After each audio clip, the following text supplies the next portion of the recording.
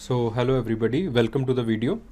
So in this video we are going to start or we are going to decipher और decodify the syllabus of biological anthropology. हम जो है वो biological anthropology का जो एक आपके पास जो सिलेबस लिखा गया है उसको हम डिसाइफर करने की कोशिश करेंगे, डिकोडिफाई करने की कोशिश करेंगे। और जो आपके पास पिछली क्लासेस हैं उसके अंदर हमने जो है वो कल्चरल एंथ्रोपोलॉजी को जो है वो डिवाइड किया था। तो कल्चरल एंथ्रोपोलॉजी को जैसे हमने 3 पार्ट्स के अंदर डिवाइड किया था, basic concept, cultural institutions and then you have the theories and methods, उसी तरह से बायोलॉजिकल एंथ्रोपोलॉजी को भी जो है वो हम पार्ट्स के अंदर जो है वो डिवाइड करेंगे। Then we will try to decipher each and every part.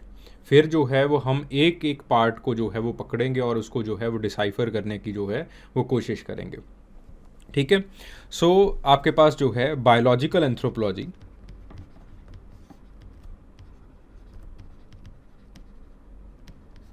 Biological anthropology it can be divided into 4 parts. इसको जो है वो 4 पार्ट्स के अंदर जो है वो आप डिवाइड कर सकते हो। पहला है आपके पास जो है वो core biological anthropology, core biological anthropology जिसके अंदर आप जो है वो कॉन्सेप्ट्स एंड मेथड्स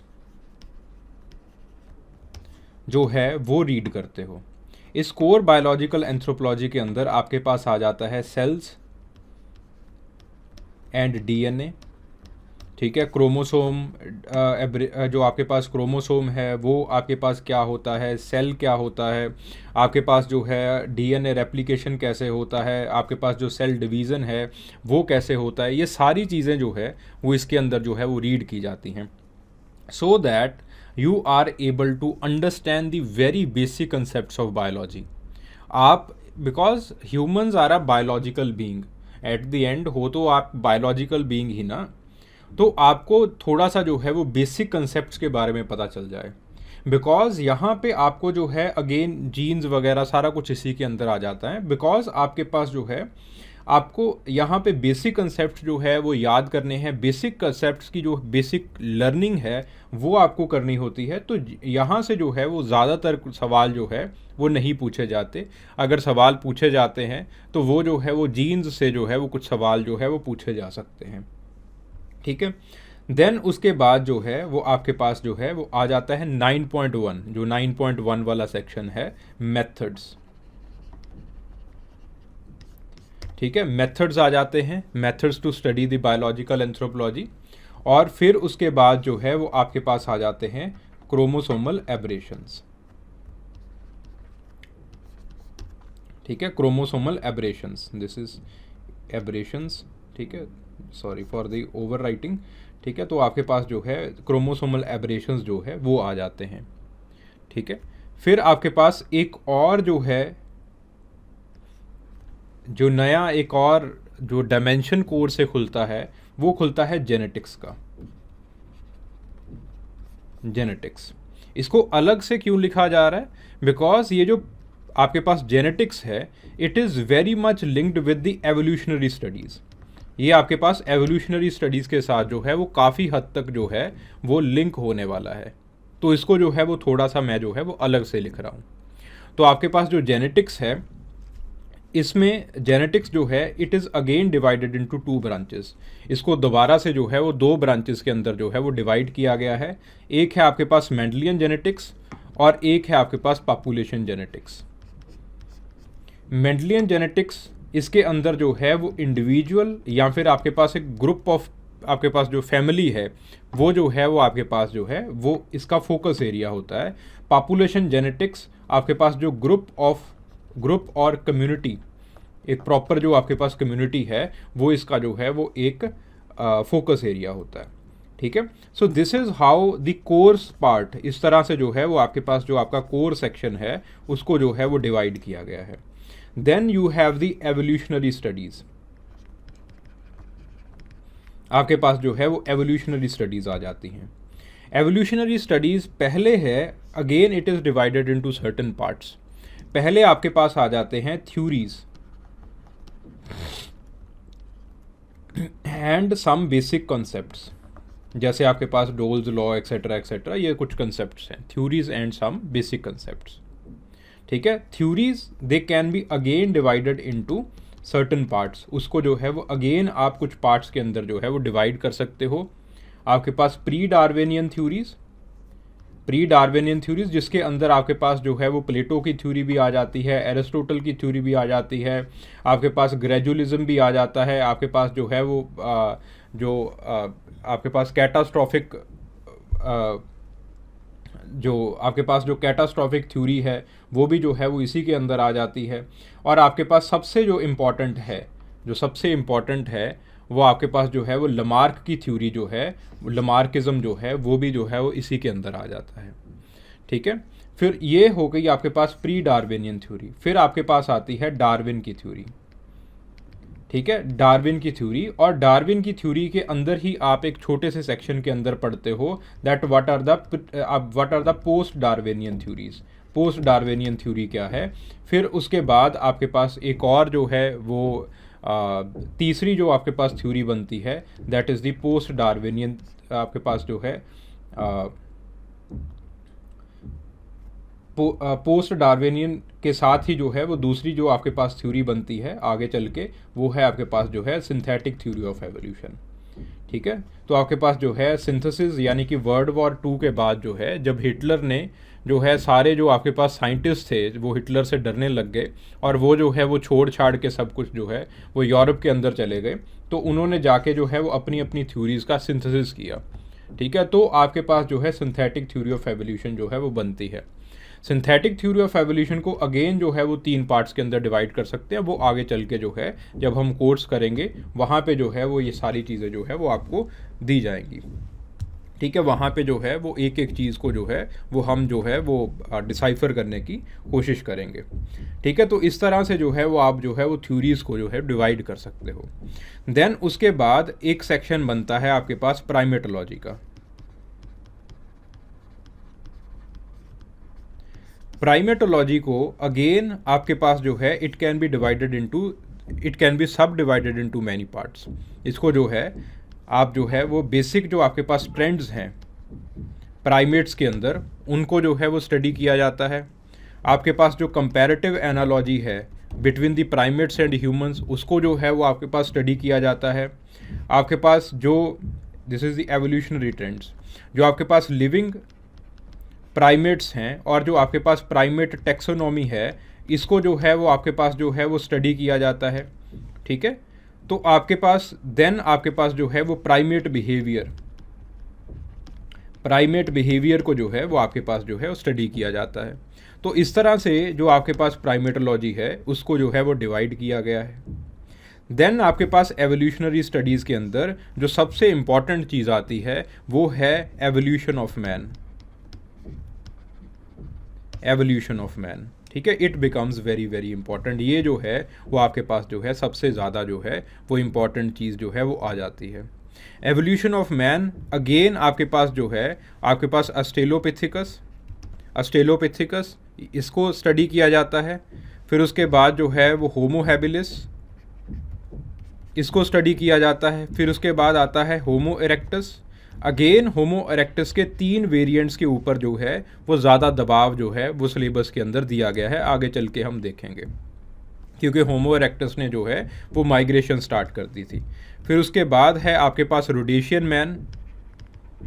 ठीक है, जिसको थोड़ा सा अलग रखा गया है। फिर आपके पास जो है वो हाइडलबर्जेंसिस मैन एक्सेट्रा ये सारे आते हैं। और सबसे इम्पॉर्टेंट है होमो नेंदरथालेंसिस, फिर उसके बाद होमो सेपियंसिस। ये जो है वो आपके पास यहाँ पे एवोल्यूशन ऑफ मैन के अंदर इन लोगों को जो है स्टडी किया जाता है। So these are the evolutionary studies. Again मैं एक एक टॉपिक को जो है वो प्रॉपरली पकड़ रहा हूँ और उसको जो है वो किया जा रहा है, डिवाइड किया जा रहा है। फिर आपके पास जो है जो अगला सेक्शन आपके पास आता है वो आता है ह्यूमन डाइवर्सिटी का। ठीक है। आपके पास एवोल्यूशनरी स्टडीज़ के अंदर एक पॉलीमॉर्फिज्म का भी जो है वो आपके पास चैप्टर आता है। ठीक है। जैसे आपके पास पॉपुलेशन जेनेटिक्स थी, इसके अंदर जो है वो पॉलीमॉर्फिज्म का एक जो है वो चैप्टर आता है। Again it points towards diversity. और इसी को जो है वो खोलते खोलते हम यहाँ तक जो है वो पहुँच जाते हैं। ठीक है, तो इसीलिए ये कहा जाता है कि जो आपके पास एंथ्रोपोलॉजी है, it is very much linked with each other. ये जो है वो एक दूसरे के साथ जो है वो लिंक्ड है। ठीक है, तो आपके पास जो है ह्यूमन डाइवर्सिटी जो है वो पैदा हो जाती है। अब ह्यूमन डाइवर्सिटी को स्टडी करने के जो है आपके पास अलग अलग जो है वो तरीके से जो है, अलग अलग पर्सपेक्टिव से जो है वो ह्यूमन डाइवर्सिटी को जो है वो स्टडी किया गया है। जो पहला आपके पास इसका ब्रांच है या फिर पहला जो आपके पास पर्सपेक्टिव निकल के आता है, that is from the perspective of biological markers, biomarkers. Biomarkers जिसके अंदर आपके पास एबीओ ब्लड ग्रुप जो है वो सबसे अहम बायोलॉजिकल मार्कर जो है वो कंसिडर होता है। ठीक है, तो एबीओ ब्लड ग्रुप के ऊपर बिकॉज इसके ऊपर रिसर्च बहुत ज़्यादा हुई है, तो मेरा जो है वो एक क्या कह सकते हैं उसको, कि मेरा एक जो है वो पर्सपेक्टिव रहेगा कि एबीओ ब्लड ग्रुप को डेडिकेट किया हुआ जो है वो प्रॉपर एक जो है वो लेक्चर इसके ऊपर जो है वो रहे। ठीक है, क्योंकि एबीओ ब्लड ग्रुप के ऊपर रिसर्च बहुत वाइड है, बहुत वाइड है। ख़ास करके जब से जानुश ने इसके ऊपर जो है वो अमेरिकन एंथ्रोपोलॉजिस्ट में ऐसे लिखा है, ठीक है, बटनर जानुश ने जब से जो है वो इसके ऊपर ऐसे लिखा है, एबीओ ब्लड ग्रुप जो है वो लोगों को परेशान करे जा रहा है और इसकी परेशानी जो है वो यूपीएससी एस्पिरेंट्स तक जो है वो पहुंच चुकी है। तो मेरा जो है वो एक फोकस रहेगा कि बायोलॉजिकल मार्कर्स के ऊपर जो है वो एक डेडिकेटेड जो एक लेक्चर है वो आपको जो है वो दिया जाए, ताकि आप जो है वो इसकी प्रॉब्लम से जो है वो बाहर निकल पाओ। ठीक है, फिर उसके बाद जो है वो आपके पास बायोलॉजिकल मार्कर्स, और बायोलॉजिकल मार्कर्स के बाद आता है चैप्टर आपके पास जो है the problem of race and racism. Race और रेसिज्म का जो है वो आपके पास जो है वो चैप्टर जो है वो आता है। ठीक है, रेस एंड रेसिज्म अगेन आपके पास जो है वो इसके अंदर ह्यूमन डाइवर्सिटी जो है वो स्टडी की जाती है।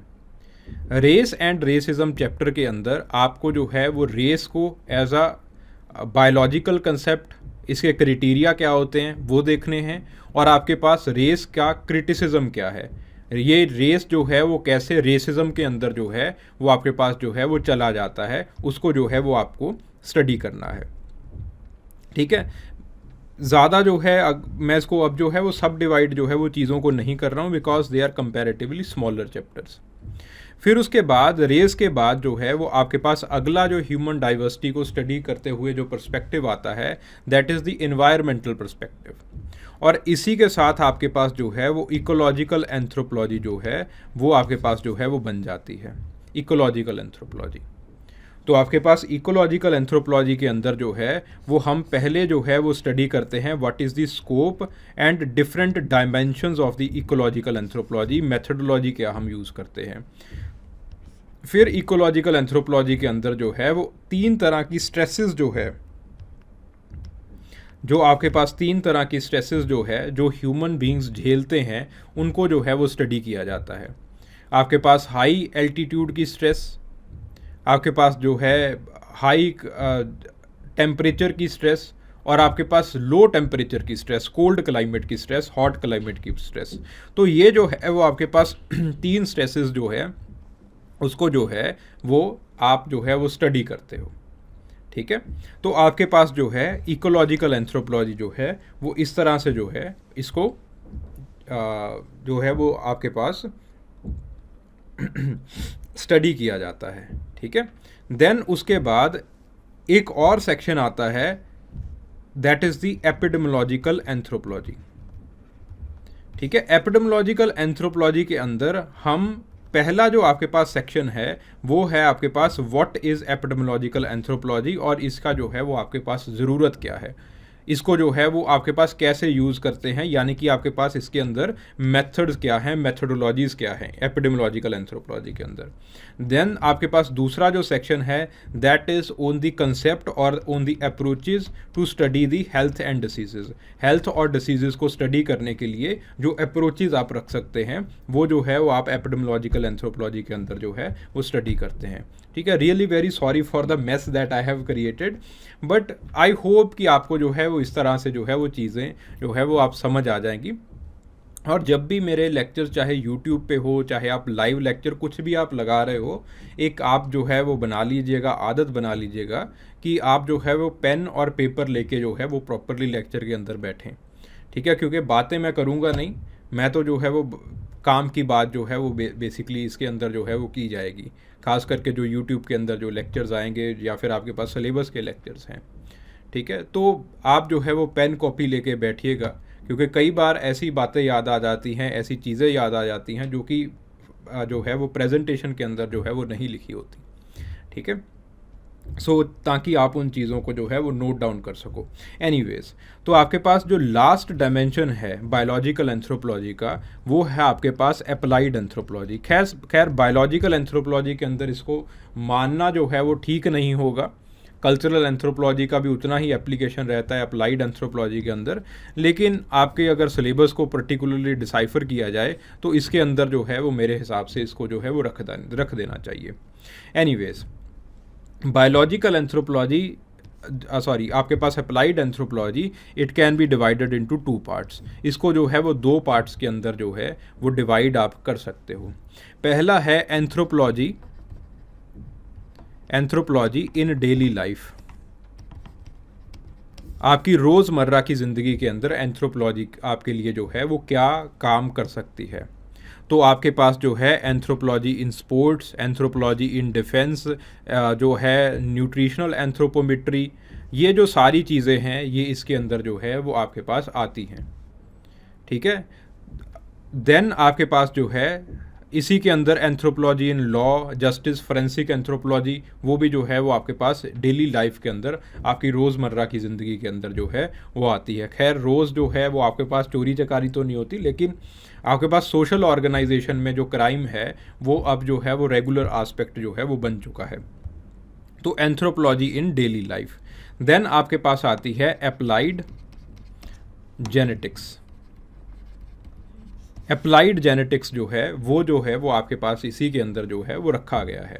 अप्लाइड जेनेटिक्स के अंदर आपके पास रिकम्बिटेंट डीएनए टेक्नोलॉजी और इसके पास डेली लाइफ के अंदर ही जो है वो यूजेनिक्स जो है वो रखा गया है। यूजेनिक्स को मैं दोनों के बीच में रखूँगा। अप्लाइड जेनेटिक्स का भी रोल है यूजेनिक्स के अंदर। यूजेनिक्स का रोल जो है वो रेसिज्म के अंदर भी आता है, और आपके पास जो है वो डेली लाइफ के अंदर भी जो है यूजेनिक्स का आजकल जो है वो रोल जो है वो आपको दिखाई दे रहा है, ठीक है। जेनेटिक काउंसलिंग वगैरह वो सारा डेली लाइफ के अंदर आता है। रिकम्बिटेंट डीएनए टेक्नोलॉजी, जीन थेरेपी, ठीक है। आपके पास जो है वो मॉलिक्यूलर डीएनए एनालिसिस या फिर मॉलिक्यूलर एंथ्रोपोलॉजी, और इसका एप्लीकेशन क्या है, what is its application in the evolutionary studies के अंदर इसका जो है वो एप्लीकेशन क्या है, वो जो है वो रीड किया जाता है इसके अंदर, ठीक है। So this is how the syllabus it is organized. इस तरह से जो है वो आपके पास जो सिलेबस है इस चीज़ का वो जो है वो ऑर्गेनाइज्ड है, ठीक है। होप आपको जो है वो मज़ा आया होगा इसके अंदर सिलेबस को देखने में। आपके जो है वो एक बार पर्सपेक्टिव, एक जो वाइडर पर्सपेक्टिव आपको होना चाहिए, एक जो वाइडर पर्सपेक्टिव आपको मिलना चाहिए, वो जो है वो इसके अंदर जो है वो आपको मिला होगा। और इसी तरह से बेसिकली जो है वो आपको एक एक चीज़ को उठाना है और उसको जो है वो आपको करते जाना है, ठीक है। So this is how the syllabus of the biological anthropology it has been organized. इसको जो है वो ऑर्गेनाइज किया गया है। तो भाई किसी भी चीज़ के अंदर आपको जो है वो कोई भी दिक्कत आती है, कोई भी आपको जो है वो प्रॉब्लम आ रही है, कोई भी चीज़ जो है वो आपको जो है समझ में नहीं आ रही, तो you can always call me at this number, जो आपको टॉप के ऊपर नंबर दिया गया है। आप उसके ऊपर जो है वो कॉल कर सकते हैं, बातचीत कर सकते हैं, जिसके रिगार्डिंग भी आपको कोई दिक्कत आ रही है, ठीक है। We are always there to help. Anyways, I hope this lecture it would have added something to your existing knowledge, ठीक है। काफ़ी होशियार बच्चे हो आप। Thank you very much.